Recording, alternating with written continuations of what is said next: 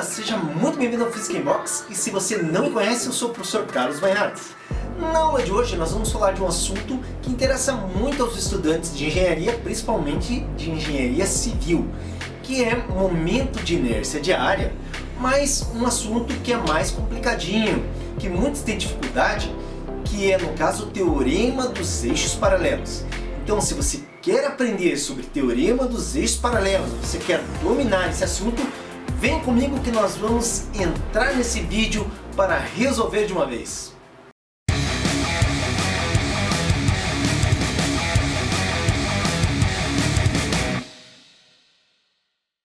Então, na aula de hoje nós vamos falar a respeito de momento de inércia de área. Para ser mais preciso ainda, o que nós vamos discutir é o teorema dos eixos paralelos. Nessa aula também não será feita a dedução desse teorema dos eixos paralelos. Nós vamos aprender a sua utilização mesmo, que é o que interessa muito na hora de desenvolver os cálculos, certo? Mas antes de discutir esse assunto, eu quero convidar você a assistir a nossa primeira aula sobre momento de inércia de área. Lá eu fiz um cálculo simples, mas muito importante, em que eu fazia um cálculo de um perfil em duas posições diferentes, exatamente o mesmo perfil em duas posições diferentes, e tinha ali resultados diferentes. E esses resultados eram muito importantes, mas eu te convido a assistir a nossa aula anterior para ficar sabendo bem desse assunto e que ajuda agora nessa aula. Então, olha só relembrando rapidinho, na aula anterior, então, eu peguei aqui uma peça de perfil retangular. O centro de massa dessa peça está localizado aqui no ponto O e observe que sobre ele passam os eixos x e y. E esse retângulo tem uma base B e uma altura h.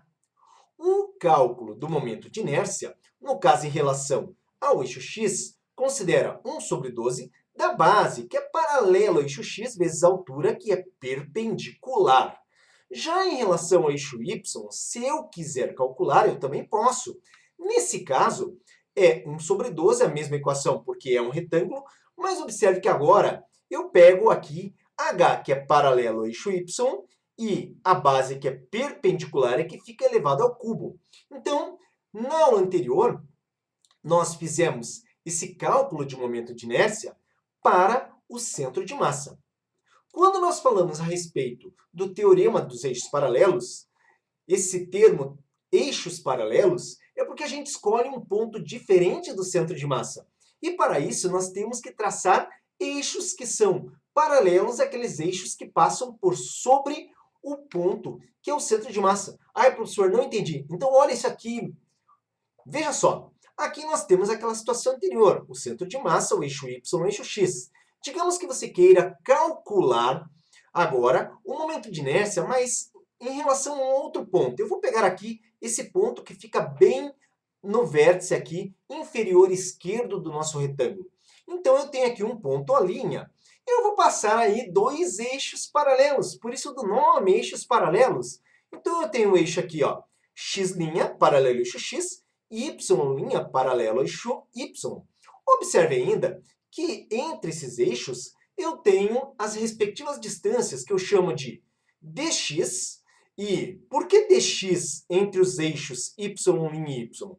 Porque observe que o y' ele foi deslocado em relação à horizontal, por isso que essa distância é dx. Aqui o eixo x foi deslocado em relação à vertical e por isso dy. E qual é a equação que a gente utiliza para calcular, então, o momento de inércia? A equação é y', tá? Momento de inércia em relação a esse ponto O' aqui, para o eixo x, seria o momento de inércia de x, que é um momento de inércia que a gente calcula lá para o centro de massa, mais a área dessa figura, vezes a distância dy elevado ao quadrado, que é justamente o quanto o eixo x está deslocado. Para calcular o momento de inércia em relação a esse eixo y', observe que nós temos o momento de inércia para y' é momento de inércia de y, aqui em relação ao centro de massa, mais a área desse perfil que é retangular, vezes dx, que é o quanto o eixo está deslocado elevado ao quadrado. Mas antes de calcular, talvez você esteja com uma dúvida aí. Eu vou arriscar dizer que seja essa. Por que eu preciso usar o teorema dos eixos paralelos?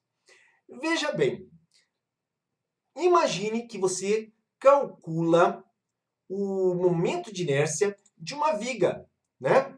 Como a gente fez na aula anterior. Lá, eu peguei uma viga e coloquei ela deitada e ela em pé. Deitada, isso considerando essa viga com as mesmas dimensões, tá? Então, deitado, eu calculei o momento de inércia de 3,33, 10 a menos 4, metro a quarta. Ela em pé, o momento de inércia valia 2,08, 10 a menos 3, metro a quarta. Aí eu dividi um resultado pelo outro, isso aí você tem que ver na primeira aula, certo? E achei 6,25. Isso significava que a segunda viga em relação à primeira, ou seja, ela em pé, era 6,25 vezes mais resistente. Tá, mas aonde que entra o teorema dos eixos paralelos, professor Carlos? Então, observa o seguinte.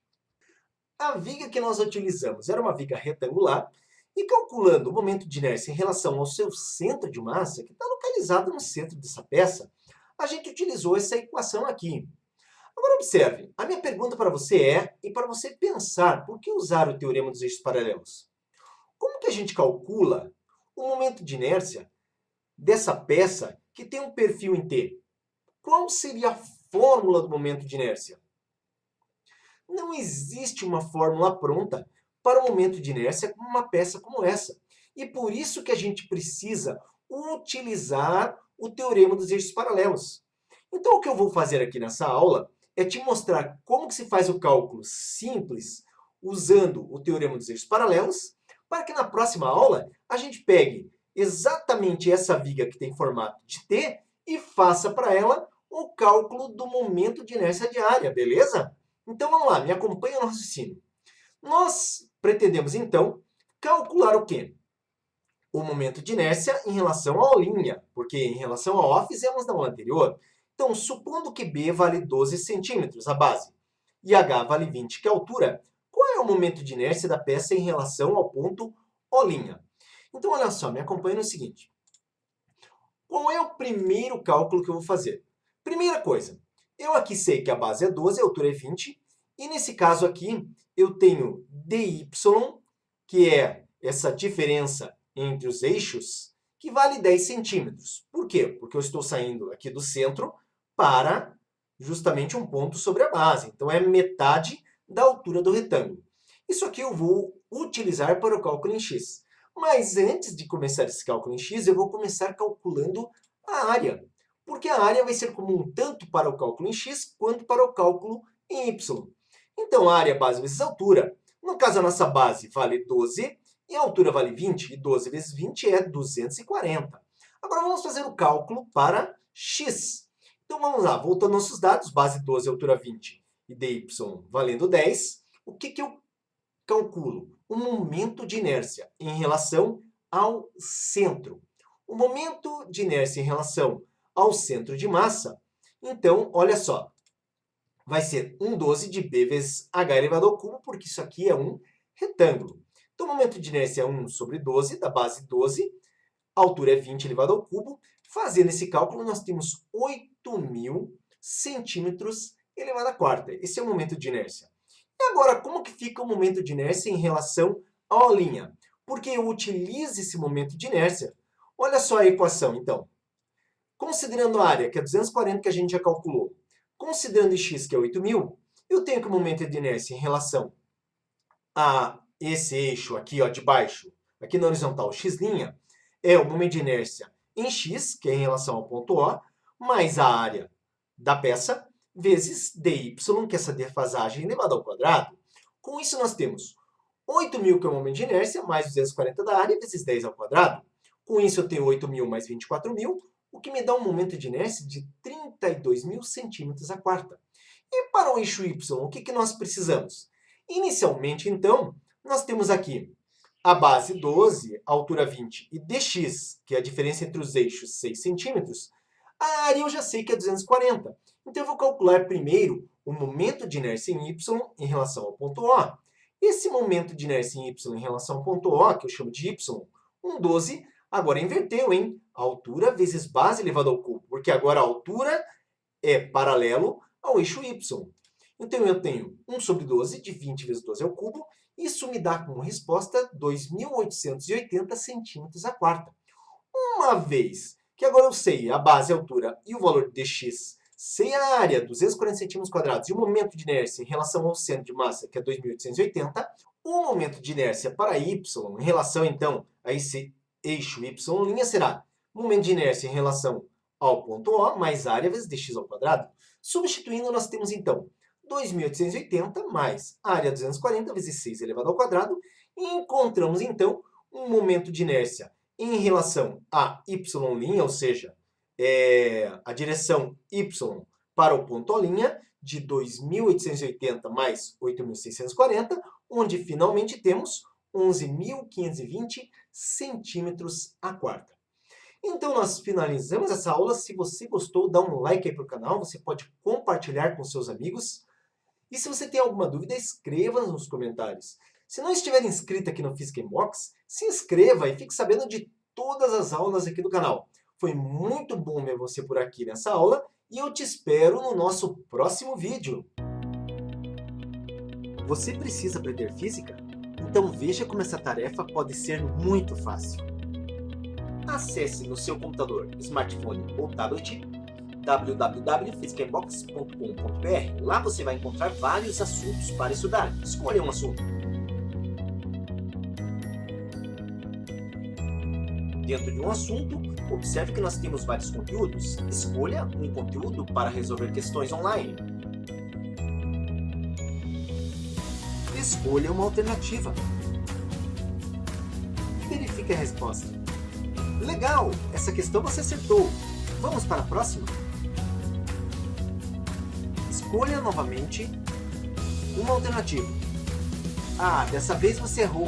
Mas nós ajudamos você com um vídeo que mostra a resolução. Vem para o Physics Box e comece a estudar agora mesmo. Aqui você aprende física.